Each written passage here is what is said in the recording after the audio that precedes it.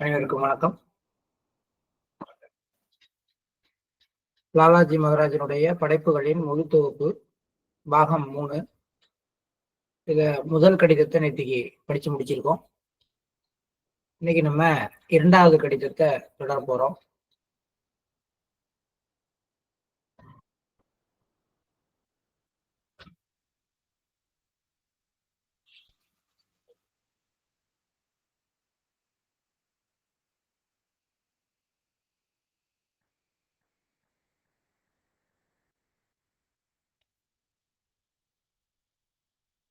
ஆயிரத்தி 1924 ஆண்டு ஆகஸ்ட் மாதம் 10ஆம் நாள் எழுதிய கடிதம்.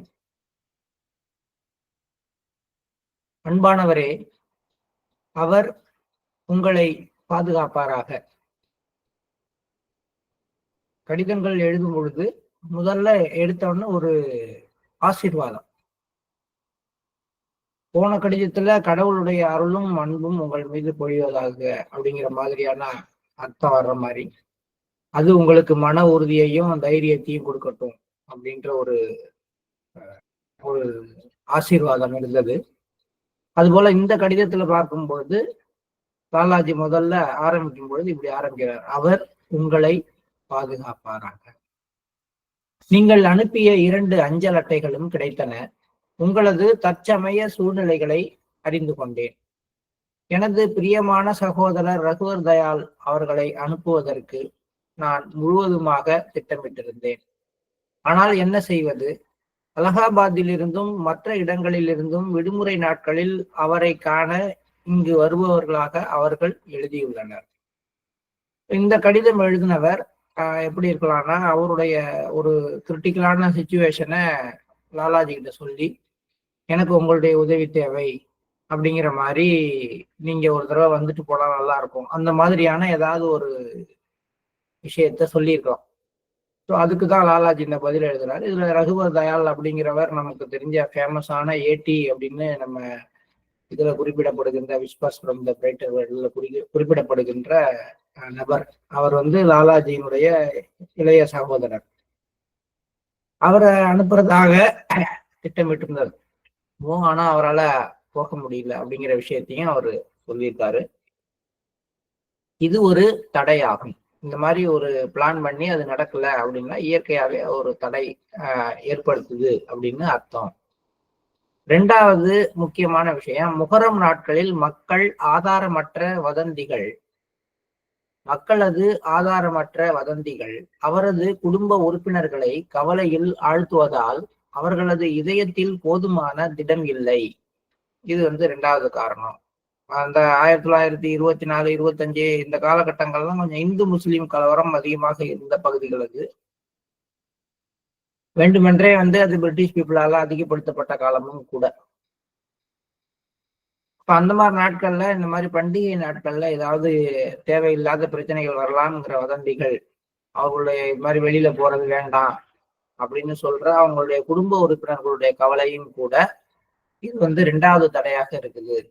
அதனாலதான் நான் உங்களை பார்க்கறதுக்கு திரு ரகுவர் தயாள் அவர்களை அனுப்ப முடியவில்லை அப்படிங்கிற விஷயத்த சொல்றாரு. இது வரைக்கும் அவருடைய கடிதத்துக்கான சாதாரணமான பதில்.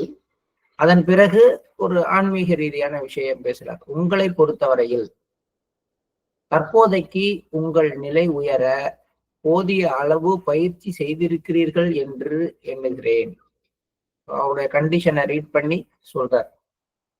உங்களுடைய கடிதத்தை அவரு படிக்கும் பொழுதே மாஸ்டர்ஸுக்கு அந்த ஒரு கவனம் வருது இல்லையா, அதை வச்சு அவர் சொல்றார், உங்களை பொறுத்தவரையில் தற்போதைய உங்கள் நிலை உயர போதிய அளவு பயிற்சி செய்திருக்கிறீர்கள் என்று எண்ணுகிறேன்.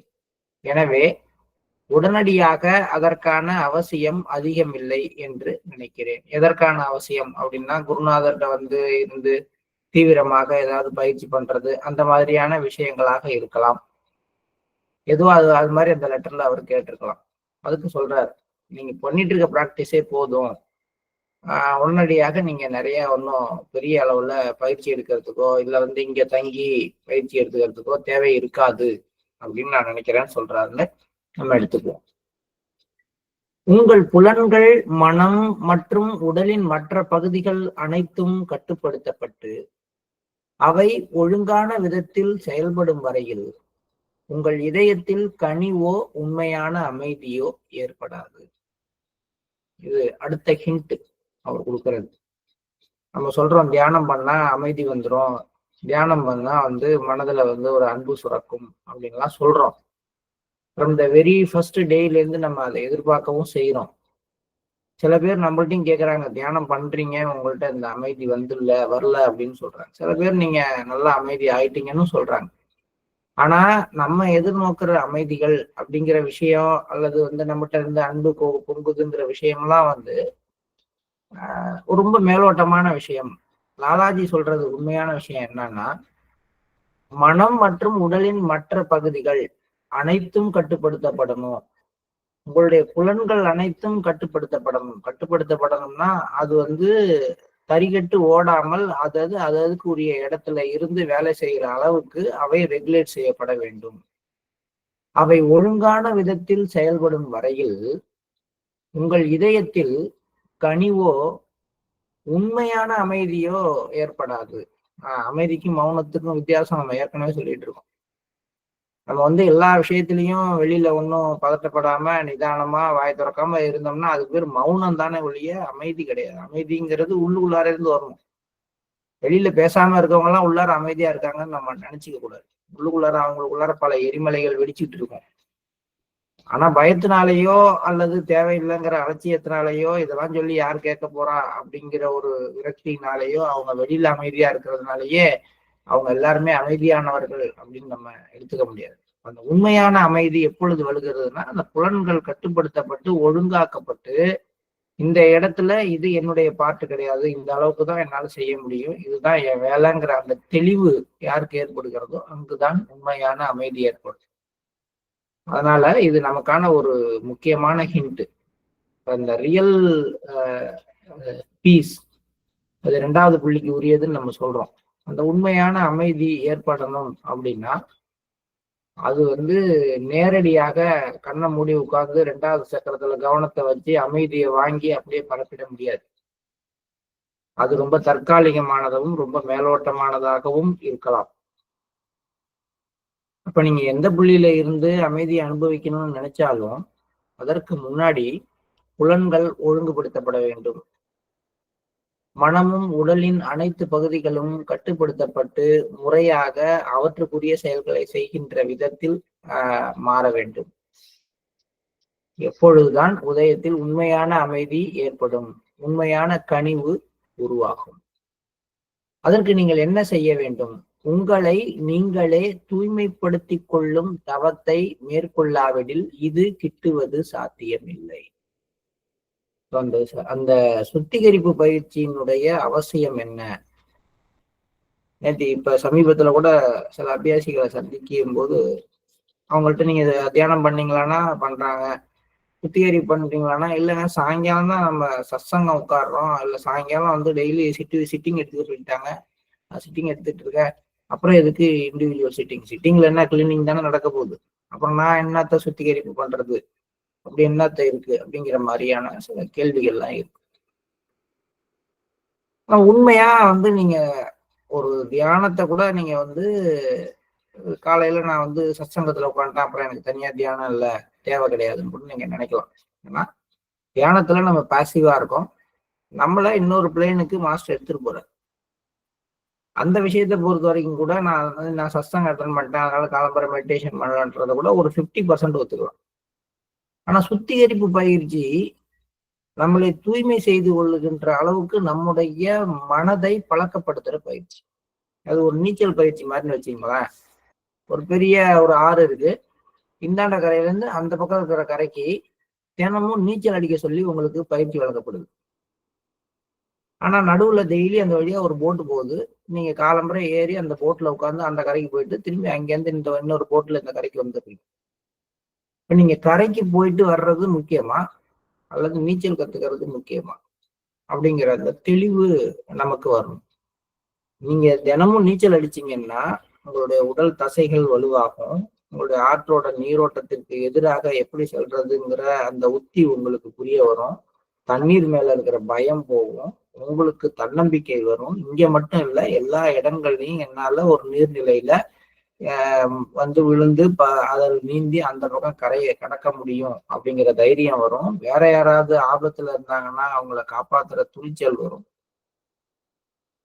இவ்வளவு விஷயமும் உங்களை ஒரு போட்ல ஏத்தி கொண்டு போய் அந்த கரையில விட்டு இன்னொரு போட்ல ஏத்திட்டு வந்து இந்த கரையில விடுறப்ப வருமா? வராது.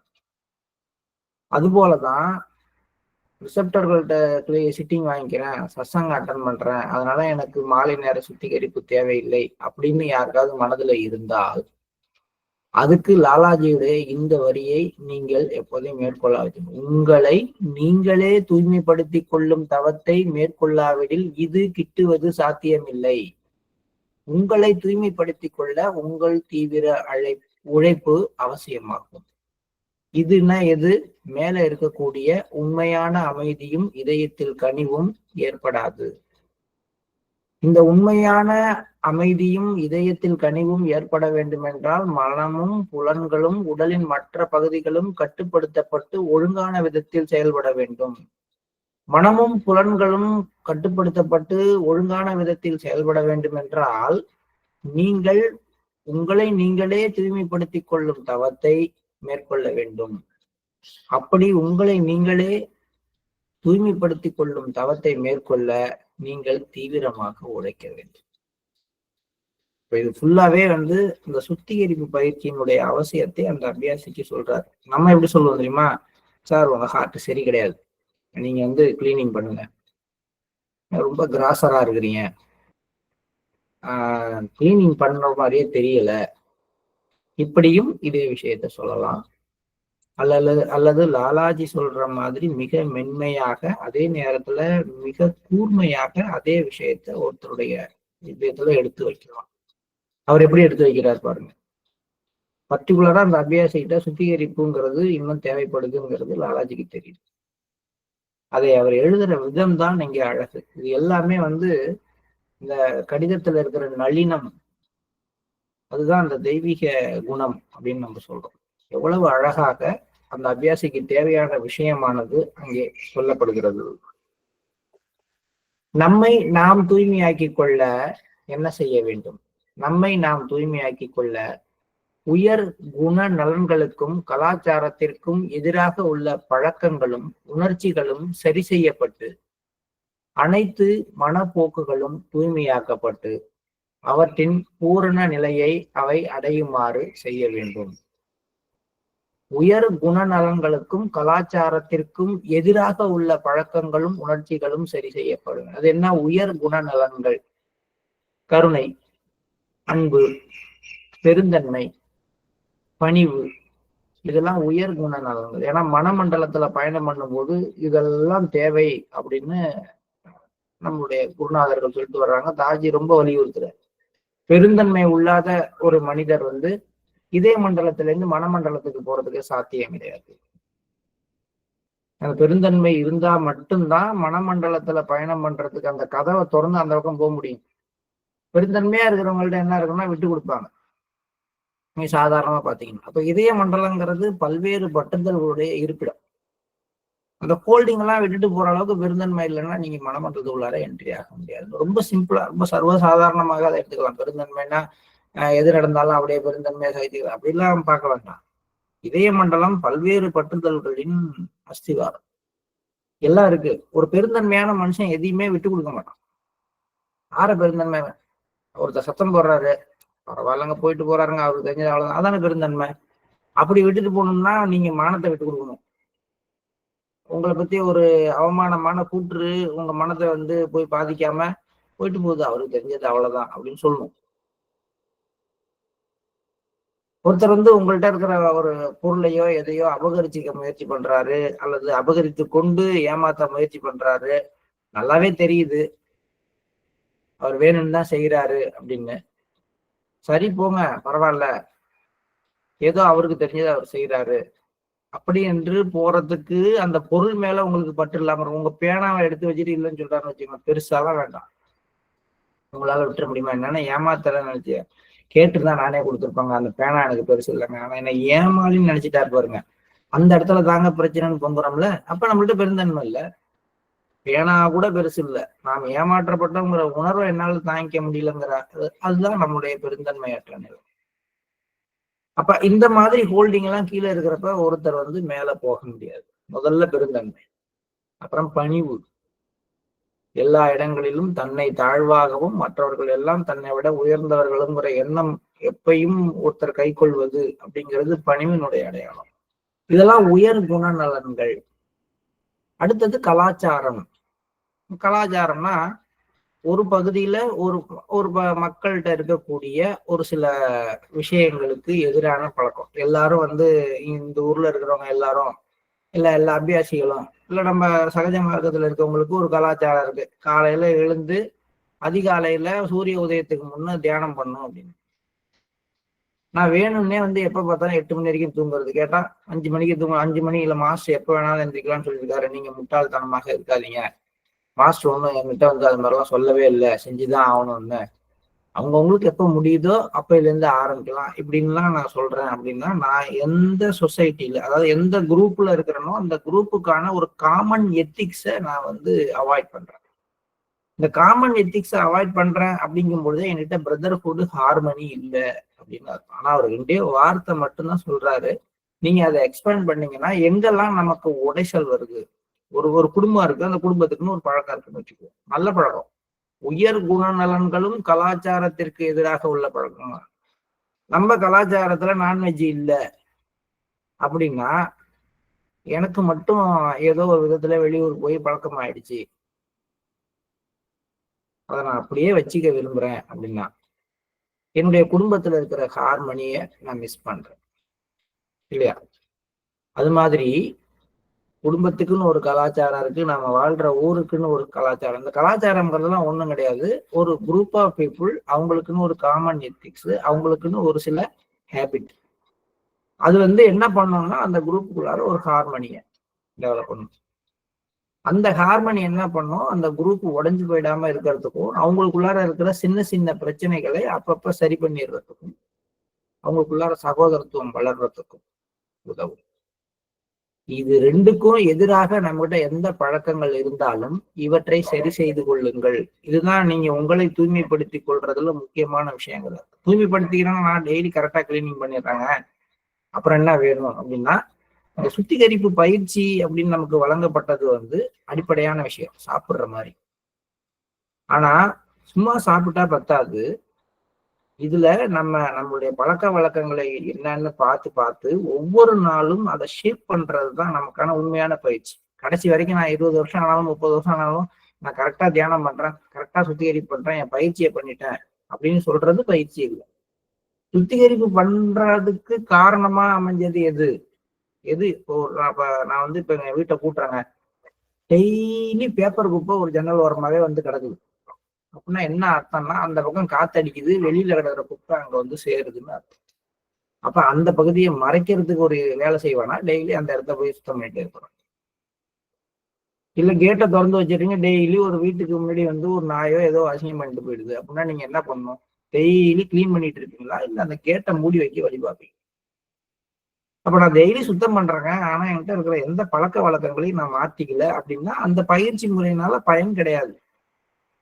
எதுக்காக சுத்திகரிப்பு பயிற்சி? நான் சுத்திகரிப்பு பண்றேன், எனக்குள்ளார ஒரு கடினத்தன்மை அது வெளியில போகுது பாக்குறேன், நான் லேசாகிறத பாக்குறேன், இப்படியே 2-3 நாளைக்கு ஆகுது. அப்புறம் பார்த்தா இந்த கடினத்தன்மை எப்படா வருதுன்னு பார்த்தா இந்த மாதிரி சில பழக்க வழக்கங்களை மேற்கொள்ளும் பொழுது இந்த கடினத்தன்மை உள்ள வர்றதுங்கிற அந்த விஷயம் புரிய வரணும். அது வந்த பிறகு அந்த பழக்க வழக்கம் தான் இந்த கடினத்தன்மைக்கு காரணங்கிறது தெரிந்த பிறகு சாயங்கால கிளீனிங்ல அதை சரி பண்ணிக்கலாம், இப்ப செய்யலாங்கிறது புத்திசாலித்தனம் இல்லை. அந்த கடினத்தன்மை வராமல் இருப்பதற்காக அந்த பழக்கத்தை தவிர்ப்பதற்கோ அல்லது அதை மாடிஃபை பண்ணிக்கிறதுக்கோ முயற்சி பண்றோம். இப்படித்தான் நம்ம பயிற்சி முறை அரை மணி நேரத்துல, அதாவது மாலையில செய்யற சுத்திகரிப்புங்கிற இடத்துல இருந்து வாழ்க்கையில பயணத்துல போற ஒரு விஷயமாக மாறணும். அப்ப பயிற்சிங்கிறது முதிர்ந்த அபியாசிகளுக்கு வெறும் அந்த அரை மணி நேரத்தோட போயிடுறது இல்ல. அங்க பெற்ற அனுபவங்கள், அங்க தெரிந்த விஷயங்களை சரி செய்து வாழ்க்கையில நடைமுறையில கொண்டு வர்றதுதான் பயிற்சி நமக்கு. அதனாலதான் லாலாஜி உங்களை நீங்களே தூய்மைப்படுத்திக் கொள்ளும் தவத்திற்காக நீங்கள் உழைக்கணும்னு சொல்லிட்டு அடுத்த பக்கத்துல காலம்பரை எந்திரிச்சு கிளீனிங் பண்ணுங்க, தியானம் பண்ணுங்க அப்படிங்கிறத பத்தி பேசாம உயர் குணநலன்களுக்கும் கலாச்சாரத்திற்கும் எதிராக உள்ள பழக்கங்களுக்கு உணர்ச்சிகளையும் சரி செய்து கொள்ளுங்கள். அது மட்டும் பத்தாது, உங்களுடைய டெண்டன்சிஸ், உங்களுடைய மனப்போக்குகள் தூய்மையாக்கப்பட்டு அவற்றின் பூரண நிலையை அவை அடையுமாறு நீங்கள் செய்ய வேண்டும். இதெல்லாம் நீங்க சரி பண்ணீங்கன்னா தான் உங்களுடைய மனோபாவம், உங்களுடைய மனப்போக்குகள் சீர் செய்யப்படும். அவை அவற்றின் பூரண நிலை. அவற்றின் பூரண நிலைன்னா அது என்ன வேலையை செய்யறதுக்காக ஒதுக்கப்பட்டதோ அந்த வேலையை அந்த நேரத்துல செய்யற மாதிரியான ஒரு நிலைமைக்கு புலன்களும் மனமும் ஒழுங்குபடுத்தப்பட வேண்டும். உங்கள் பயிற்சியும் உங்கள் செயல்பாடும் உங்கள் பழக்கங்கள் மற்றும் செயல்களில் உள்ள தேவையற்ற ஏற்றத்தாழ்வுகளையும் உணர்ச்சிகளையும் கட்டுப்படுத்தி மிதத்தன்மையை வளரச் செய்ய வேண்டும். அடுத்த கட்டத்துக்கு வர, இப்ப நீங்க பண்ற பயிற்சி உங்களுடைய சுத்திகரிப்பு பயிற்சியா இருக்கலாம், உங்களுடைய தியான பயிற்சியா இருக்கலாம். இது நீங்க படிக்கும் பொழுது நீங்க ஒரு கேள்வி கேட்கலாம், லாலாஜி காலத்துல ஏதுங்க இந்த சுத்திகரிப்பு இதெல்லாம் பாபுஜி தானே இன்ட்ரோடியூஸ் பண்ணாரு அப்படின்னா, அப்ப அவங்க லாலாஜி ஒவ்வொருத்தருக்கும் ஒரு மாதிரி பயிற்சி சொல்லியிருந்தாரு. ஒரு சில பேருக்கு மந்திரங்கள் சொல்லியிருப்பாரு, ஒரு சில பேருக்கு மெடிடேஷனோட சேர்த்து பஜனை பாட சொல்லியிருப்பாரு. இந்த மாதிரி ஒவ்வொருத்தவங்களுக்கும் அவங்களுடைய கலாச்சாரத்துக்கு ஏற்ற மாதிரி, அவர்களுடைய பழக்க வழக்கங்களுக்கு ஏற்ற மாதிரி வேற வேற பயிற்சிகள் இருக்கு. பட் அந்த பயிற்சிகளுடைய அடித்தளம் என்னவா இருந்ததுன்னா, இறை நினைப்பை வளர்த்தலையும் தூய்மை செய்து கொள்வது. அப்ப அந்த பயிற்சி பண்ணா போதும், போய் குரு மகாராஜை பார்த்து அவரோட சத்சங்கத்துல உட்காந்துட்டா போதும், ஒரு பஜனையில கலந்துக்கிட்டா போதும், இந்த மந்திரத்தை 100 தடவை சொன்னா போதும்னு அந்த காலத்துல இருந்திருப்பாங்க. அதைத்தான் சொல்றாரு, அந்த உங்க பயிற்சி அது என்ன செய்யணும்னா, உங்களுடைய பயிற்சியா நின்றாம அடுத்து உங்களுடைய வாழ்க்கை செயல்பாடுக்குள்ளார வரணும். நீங்க செய்யற பயிற்சியும் நீங்க செய்யற செயல்பாடுகளும் எப்படி இருக்கணும்னா, உங்களுடைய அன்றாட பழக்க வழக்கங்கள்ல, உங்களுடைய டெய்லி ரொட்டீன்ல, அப்புறம் நீங்க உங்க வீட்லயும் அலுவலகத்திலையும் வெளியிலையும் செயல்படுற விதங்கள்ல தேவையற்ற ஏற்றத்தாழ்வுகளை நீக்க வேண்டும். அப்படியே ஒரு பக்கம் கொஞ்சிறது, ஒரு பக்கம் அப்படியே தகன்னு கோவப்படுறது, இதுதான் தேவையற்ற ஏற்றத்தாழ்வு. ஓரளவுக்கு மினிமைஸ் பண்ணிக்கலாம்.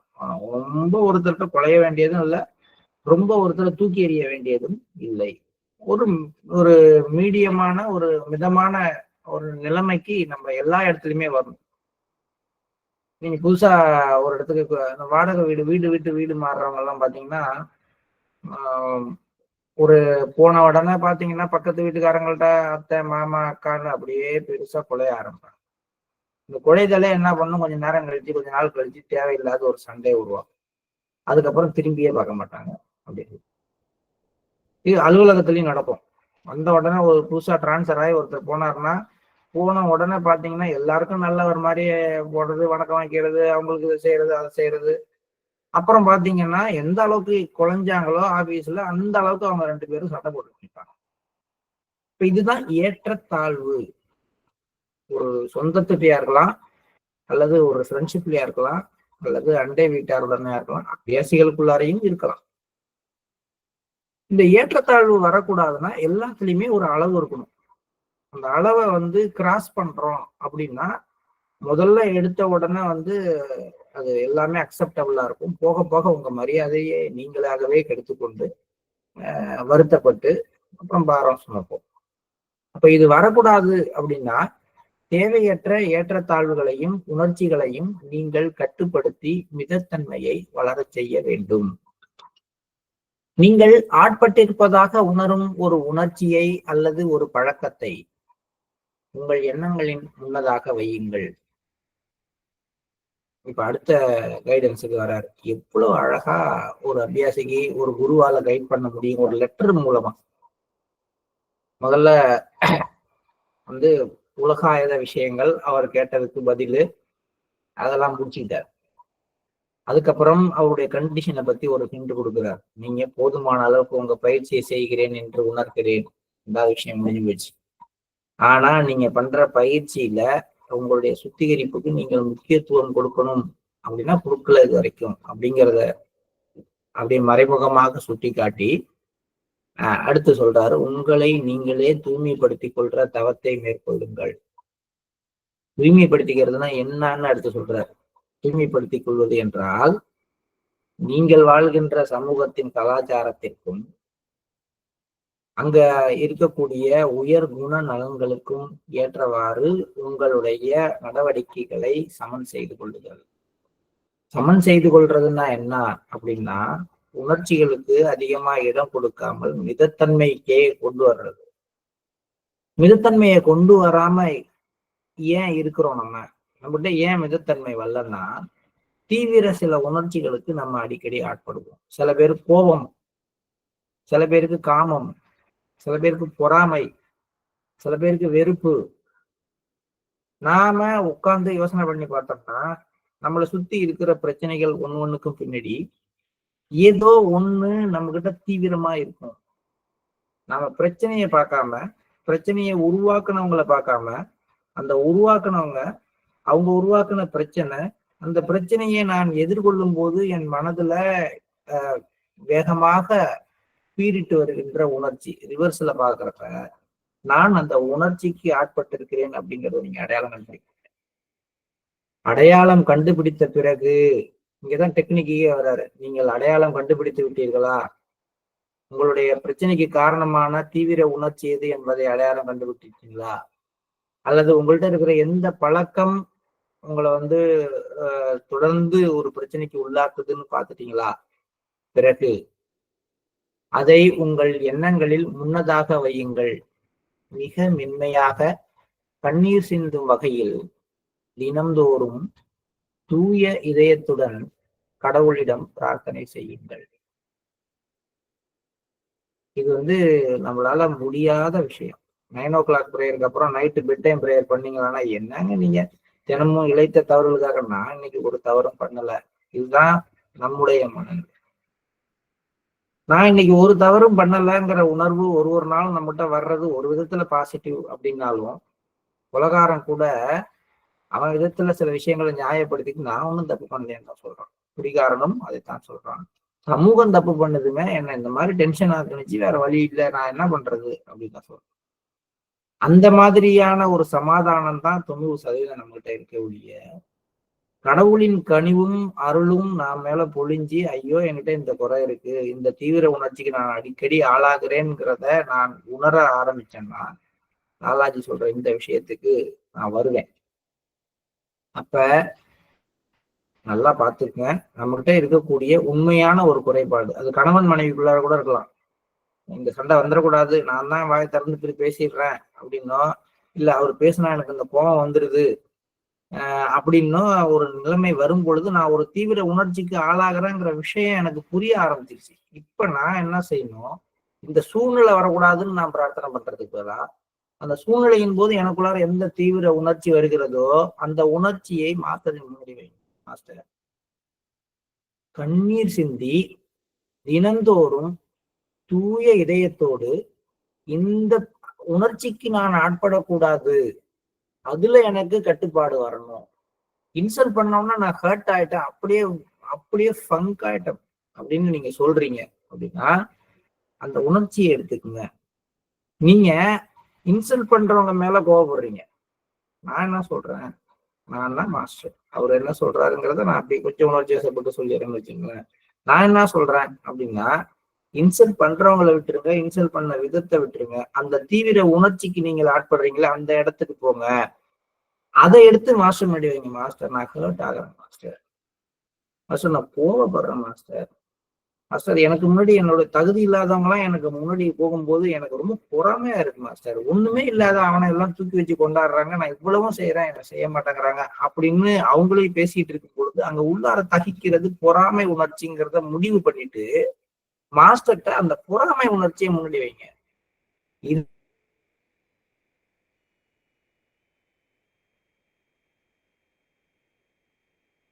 உணர்ச்சிகள் மிதப்படுத்தப்படவும் அதற்கு அவருடைய அது ஒரு கட்டுப்பாட்டுக்கு வரவும் அவருடைய உதவி தேவை என்று வேண்டுங்கள். இது நாம செய்ய வேண்டியது. அற்புதமா சொல்றாரு. அப்ப அந்த அபியாசி, அந்த லெட்டரை எழுதின அபியாசி ஏதோ ஒரு தீவிர உணர்ச்சிக்கு ஆளாகி இருக்கிறார். இதை லாலாஜி ஃபைண்ட் அவுட் பண்றார். பண்ணிட்டு சொல்றாரு, உங்கள்கிட்ட இருக்கிற அந்த தீவிர உணர்ச்சியை ஃபைண்ட் அவுட் பண்ணி அதை உங்கள் எண்ணங்களுக்கு முன்னதாக வைத்து கண்ணீர் சிந்தும் வகையில் தூய இதயத்துடன் மாஸ்டர்ட்ட பிரார்த்தனை பண்ணுங்க. எதுக்கு பிரார்த்தனை பண்ணோம்னா, இந்த விஷயத்துல எனக்கு கட்டுப்பாடு வரணும், இந்த உணர்ச்சிகள் எனக்கு மிதப்படுத்தப்பட வேண்டும், அதுக்கு உங்களோட உதவி தேவை மாஸ்டர்னு கேளுங்க. இது வரைக்கும் சொல்லிட்டு அடுத்த ஒரு வார்த்தை வைக்கிறார் பாருங்க, அங்கதான் லாலாஜி இருக்கிறாரு. இறைவனின் சித்தம் இருந்தால், மாஸ்டர் விரும்பினால், விரும்பணும்னா இங்க எந்த அளவுக்கு கீழே இறங்கி மாஸ்டர் எனக்கு இப்படி இருக்கு சரி பண்றீங்களா இல்லையா அப்படி இல்ல, கெஞ்சி கிரட்டி இது என்னோட ஒட்டிக்கிட்டு இருக்கிற பழக்கமா போய் எந்த பிறவியில வேறொன்னதுன்னே தெரியாம என்னோட நிக்குதே, இதை நான் நியாயப்படுத்திட்டுலாம் இருக்கிறேனே, இதுல நான் என்னைக்கு கட்டுப்பாட்டுக்கு வர முடியும் மாஸ்டர், உங்களை எல்லாம் என்னால எப்படி முடியும் அப்படின்னு கண்ணீர் மல்கி அதை நீங்க முன்னாடி வைத்தால், இறைவனின் சித்தம் இருந்தால் அது நமக்கு நன்மை அளிப்பதாக இருக்கும், நாம் விரும்பிய பலன் கிடைக்கும், நமது நலம் இதில் தான் உள்ளது. என்ன ஒரு அற்புதமான கடிதம். ஒரு பக்கம் தாங்க இந்த லெட்டரு. இது ஒரு அணுங்கிறது ரொம்ப சின்னது, அதனுடைய துகளை உடைக்கிறப்ப ஏற்படுற பாதிப்பு பெருசுங்கிற மாதிரி ஒரு சின்ன லெட்டர்ல அடுக்கடுக்கா அழகழகாக எல்லாவற்றையும் கோர்த்து ஒரு முத்து மாலை மாதிரி லாலாஜி கொடுத்திருக்காரு. இங்க சொல்ற வார்த்தை தான் ரொம்ப முக்கியமான வார்த்தை. தங்களுக்கு தாங்களே உதவுபவர்களுக்கு கடவுள் உதவுகிறார். இது ஒரு பிரபலமான கூற்று, மிகவும் சரியான கூற்றும் கூட. இன்னும் ஒரு பிரபலமான கூற்று யாதெனில், அளிப்பவரான இறைவன் அதை அருளும் வரை இந்த ரத்தினத்தை முரட்டுத்தனமான முயற்சியால் அடைய முடியாது. இது 2 வரியை மட்டுமே நம்ம ஒரு நாள் ஃபுல்லா பேசலாம். ஆனா எல்லாத்தையும் பேசுறது அழகு இல்லை. இது 2மே ரொம்ப அற்புதமான கோட்டு. இது வரைக்கும் சொன்னார் இல்லையா, பயிற்சி பண்ணுங்க, பழக்கப்படுங்க, உங்க தீவிர உணர்ச்சிகளை சமன்படுத்துங்க, அதுக்கு இந்த மாதிரி பண்ணுங்க, இதெல்லாம் எனக்கு நானே உதவி கொள்வது. அப்படி நீங்கள் உங்களுக்கு நீங்களே எந்த அளவுக்கு உங்களை சரி செய்து கொள்ள முயற்சி செய்கிறீர்களோ அந்த அளவுக்கு கடவுள் உங்களுக்கு அருள் செய்வார். இல்லைன்னா நம்ம எப்பயும் போல நான் அப்படிதான் மாஸ்டர், நான் சரி பண்ணிக்கங்க, நான் தான் வந்துட்டேனே, நீங்க என்ன வேணாலும் பண்ணிக்கங்க, சரி பண்ணிக்கங்க, இப்படிதான் பேசுவோம். இது மாதிரி பேசாதவங்க யாராவது இருக்கீங்களா? நானும் நீங்களும் இதை பேசிட்டு தான் இருக்கோம். மாஸ்டர் என்ன அப்படியே எடுத்துக்கங்க, என்னால முடியல மாஸ்டர், நீங்க சரி பண்ணுங்க, உங்கள்ட்ட நான் என்ன ஒப்படைச்சிட்டேன், மாஸ்டரால ஹெல்ப் பண்ண முடியாது. ஏன்னா நீங்கள் உங்களை சரி பண்ணி கொள்ள முயற்சி பண்ணினால் மட்டும்தான் மாஸ்டருடைய கருணையை அவர் ஒரு அடி எடுத்து வைக்க முடியும். அதுதான் தங்களுக்கு தாங்களே உதவுபவர்களுக்கு கடவுள் உதவுகிறார். இது ஒண்ணு. 2வது கான்செப்ட், மாஸ்டர் நீங்க சொன்ன மாதிரி எல்லாம் செய்யறேன், எவ்வளவு தூரம் கெஞ்சி கேரட்டி எத்தனை நாளா கேட்டுட்டு இருக்கேன், நான் என்னுடைய கேள்விக்கு பதில் என்ன அப்படின்னு நீங்க கேட்க முடியாது. ஏனென்றால் அளிப்பவரான இறைவன் அவராக முன் அருளும் வரை அந்த ரத்தினத்தை முரட்டுத்தனமான முயற்சியால் அடைய முடியாது. இதை புரிஞ்சுக்கிட்டவர் புத்தரானார்.